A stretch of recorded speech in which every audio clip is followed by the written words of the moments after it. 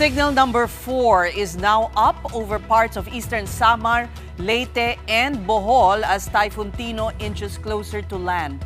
Pag-asa has repeatedly warned officials and residents in these provinces of possible storm surges and landslides. And to give us an update on the ground, we have with us Mon Gualvez of News 5. Mon, nasaan ka ba eksakto ngayon at kamusta ang panahon dyan? Sa mga oras na ito, dito kami ngayon sa Borongan City, Eastern Samar, kung saan nakararanas ng pabugso-bugsong lakas ng ulan na sinasabayan pa ng hampas ng hangin. Actually, itong mga weather condition na ito ay halos buong araw din naming naranasan sa malaking bahagi ng mga Samar provinces. Nagsimula kami bumiyahe mula sa may Katarman, Northern Samar, at halos buong araw talagang walang tigil ang pag-ulan, patikim itong bagyong Tino. Ang pinangangambahan ngayon ng mga residente ay ang posibleng pagtama nito ngayong bandang gabi, hating gabi hanggang madaling araw. Kaya naman marami na rin ang mga nagsilikas ng mga residente dito pa lamang sa Borongan City, Eastern Samar.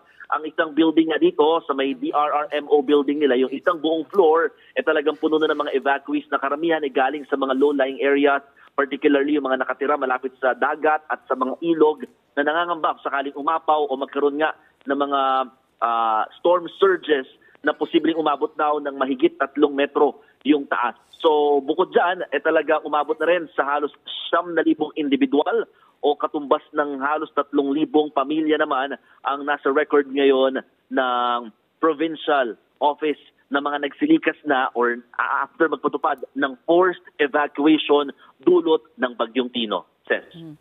Mon, ano ang sa tingin mo ang mas malakas, hangin ba o ulan?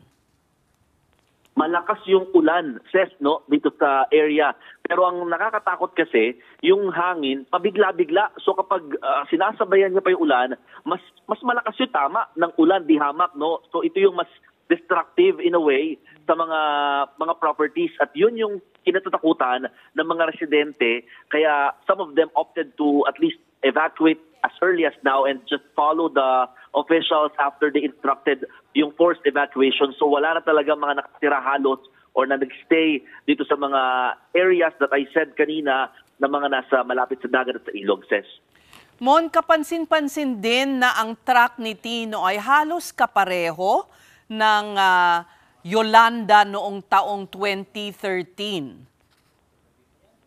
Yes, actually yan yung pinangangambahan din ng mga residente rito. Balot pa rin sila ng takot o trauma dulot nga ng bagyong Yolanda. Ang kwento nga ng ilang mga residente na kausap namin nag-evacuate, dati raw nung bagyong Yolanda, lumikas lamang sila sa mga bahay na mas marataas lamang.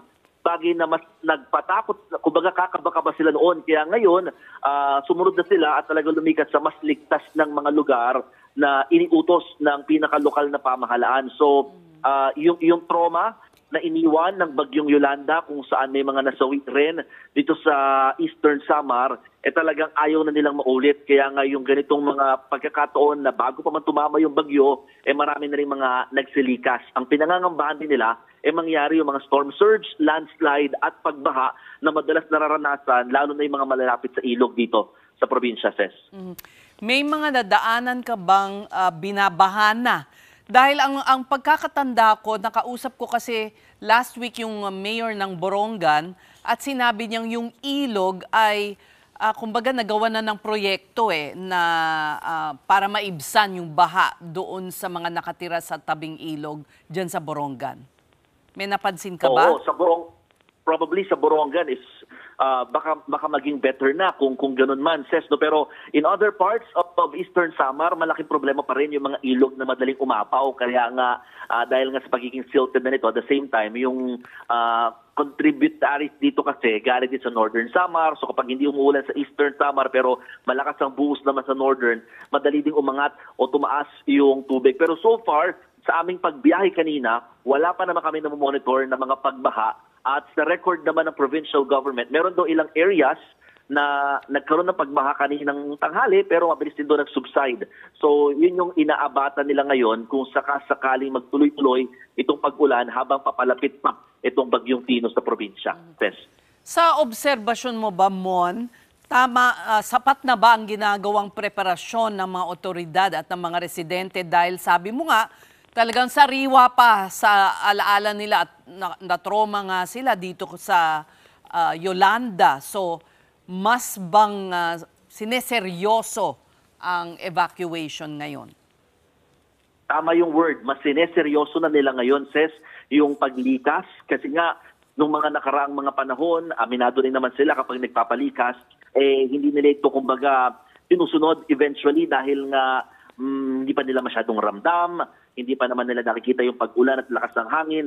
Pero ngayon, talagang matapos ka mag-utos at even the local government itself, kasi nga, ang order ngayon hindi lang preemptive, kundi forced evacuation, especially in areas dun sa mga mas maapektuhan sakaling tumama yung lakas ng bagyo. So, in terms of preparation, at least to evacuate all the residents is one thing. It's a good point in a way at nakapreposition na rin daw ang mga food packs na kakailanganin. Pero syempre, alam naman natin yung mga sitwasyon sa evacuation center, medyo hindi lang din talaga convenient or komportable ang mga kapatid natin dito sa lugar. Pero ang sabi naman ng lokal na pamahalaan, ito'y panandalian lamang habang o hanggang nananalasa itong bagyo. Pero oras naman doon na humupa na, talagang papayagan naman din sila agad na magsibalik sa kanilang mga tirahan. So kayo muna ay on the road pa ba? Saan kayo magpapalipas ng gabi? Currently, nasa Borongan pa kami ngayon. We are trying to get into D1 pero mukhang alanganin dahil nga talagang doon tatama ang bagyo at mukhang hindi kami ina-advise na ng authorities na tumuloy sa biyahe para nga sa safety din. No? So mukhang we will be staying dito sa Borongan kung saan nararamdaman pa rin naman yung the police o kahit pa paano hagupit pa rin ng bagyong Tino, Ses. Okay, Mon? Ingat kayo dyan at ng iyong team. Maraming salamat. That was News 5's Mon Gualvez reporting to us from Eastern Samar.